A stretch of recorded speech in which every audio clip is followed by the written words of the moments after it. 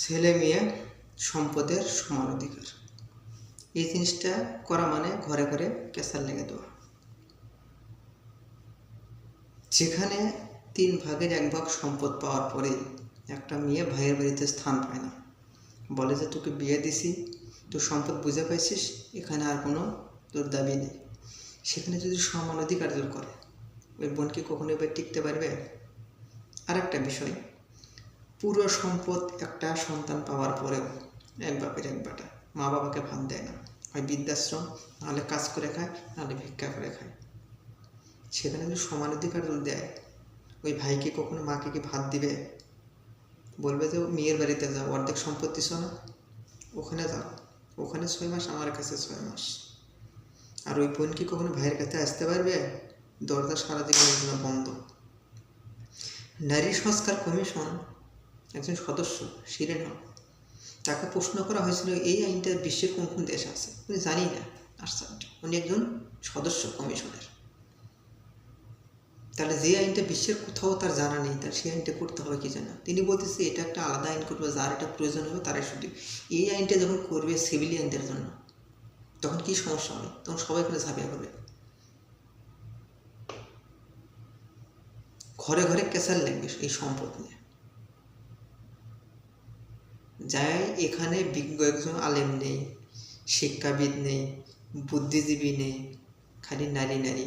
এটা করছে নারী করে হাঁটুর নিচে বুদ্ধি, শয়তানে নাড়ে পিছন থেকে কে যে বুদ্ধি দিছে, যার জন্য এরকম একটা কাজ করতেছে। একবার চিন্তা করার দরকার যে ঘরের ভিতরে কীভাবে একটা ফেতনা সৃষ্টি করে দেওয়া যায়, সেই বুদ্ধি। সংস্কার কমিশনের আরও বিভিন্ন পদ্ধতি আছে, সেগুলো করেন নারীদের জন্য। যারা বলতেছে বিভিন্ন তারা অপকর্মে যারা লিপ্ত আছে, সেই সব মহিলাদের আমরা কর্মসংস্থান করবো। একটা বাংলাদেশে এমন একটা আইন করুন, বাংলাদেশে এই ধরনের কোনো জায়গা থাকবেই না যেখানে ছেলে মেয়ে যা অপকর্ম করবে, সেটা বন্ধ করে দেন। তারপরেও যদি কেউ মানে এটা যদি মানে অত্যাচার নির্যাতিত যদি হয়, তার জন্য আলাদা কর্মসংস্থান ব্যবস্থা করে, এটা সবাই মেনে নেবে। কিন্তু যে সেটা তো আপনি লাইসেন্স দিয়ে দিচ্ছেন যে ওখান থেকে যারা আসবে তাদের জন্য কর্মসংস্থান সৃষ্টি করে দেবেন, এটা তার বৃদ্ধি পাবে। বইয়ের বিষয়ে এটা বন্ধ করার চেষ্টা করতেছে যে একটা সমাজ একটা রাষ্ট্রকে ধ্বংস করে দিচ্ছে এই জিনিসটা।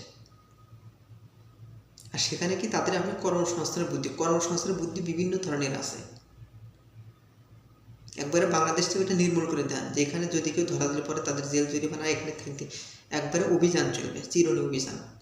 আর তারপরেও যারা এটা নির্যাতিত যারা হবে তাদেরকে আলাদা একটা সুন্দর একটা ব্যবস্থা করে দিন কর্মসংস্থান। এটা সবাই মেনে নিবে, আপনাকে সাধুবাদ জানাবে। কিন্তু সেটা না করে আপনি তাদেরকে কী করবেন?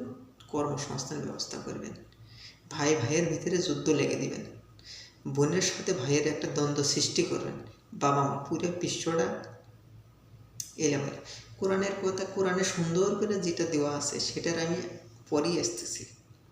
কোরআন কিন্তু সুন্দর করে সমাধান দিয়েছে, একবারে বঞ্চিতও করা যাবে না মেয়েদেরকে, আবার সমান অধিকার দেওয়া যাবে না, একবারেও দেওয়া যাবে না। যাদের কোনো সন্তানাদি নেই তারপরেও কি করছে, সম্পদ দেয়, তারপরে কি করে ইয়ার থাকে ওয়ারিশ সূত্রে কিছু সম্পদ চাচাতো ভাই এগুলা পায়। তো ইসলাম যেখানে সুন্দর একটা সমাধান দিচ্ছে, আপনি সেটাও ফলো করেন না। যে আইনটা সারা বিশ্বে নাই সেটাও আপনারা জানা নেই, আপনারা নিজেরা ইচ্ছা মতে একটা সমাধান দিচ্ছেন, একটা কমিশন করতেছেন। মূর্খতা কাকে বলে? আপনারা শিক্ষাবিদ, কমিশনের সদস্য, একটা ন্যূনতম একটা জ্ঞান যদি থাকতো, নিজে নিজে একটু বিবেচনা করতো, এটা কেউ পিছন থেকে কেউ কল কাটিয়ে নাড়তেছে, তাছাড়া তাদের মতো এটা আসবে না।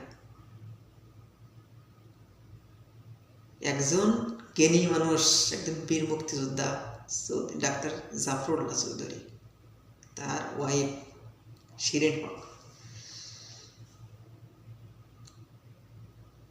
তো তিনি কি করছে, একজন বিজ্ঞ মানুষের স্ত্রী হয়ে এমন একটা মূর্খের মতন কাজ করছে।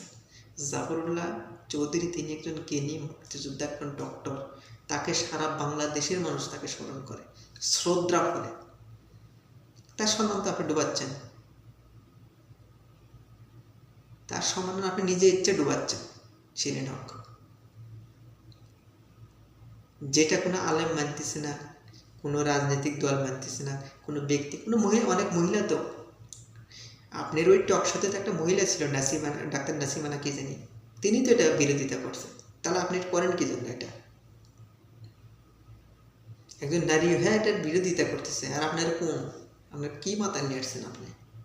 সংস্কার কমিশন, সংস্কার কমিশনে নারী থাকবে, পুরুষ থাকবে, তারপরে বিভিন্ন রাজনৈতিক মতাদর্শের লোক থাকবে। যদি নাও জুল নেন, সাধারণ মানুষ, জনগণকে নেন, যারা শিক্ষাবিদ, জ্ঞানী আছে, বুদ্ধিজীবী, তাদেরকে নিয়ে একটা করেন, সুন্দর হবে। নিজে নিজেই করছেন, কেউ পিছন থেকে কলকাঠি নেড়ছে, সেই অনুযায়ী সংস্কার কমিশনে একটা দিয়ে জমা দিয়েছেন, যেটা এটা সুন্দর। এটা বাংলাদেশের মানুষ কখনো মানবে না, ইম্পসিবল। ঠিক আছে, যেটাই করেন চিন্তা ভাবনা করে করেন। যতটুকু বাংলাদেশের মানুষ শান্তিতে আছে শান্তিতে থাকতে দেন, অশান্তির সৃষ্টি করেন না, ফেতনা ফাসাদ নিয়ে আসেন না। ঠিক আছে, সারা জীবন যাতে মানুষ, আপনারা তো বাঁচবেন কয়দিন? আপনাদের তো মরণ তো টিকিট তো চলে আসছে, কতদিনই বাঁচবেন? 70 বছর সামথিং হয়ে গেছে।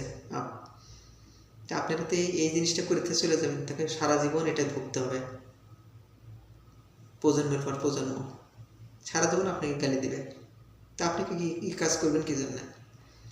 যাই হোক, যেটা বললাম, যে মাথায় যদি একটু ধারণা যদি থাকে, সবাই নিয়ে এলে একটু সোচ্চার হন, এটা যেন কখনো যাতে পাত যাতে না হয়, এই জন্য সর্বদা সবাই লক্ষ্য রাখুন।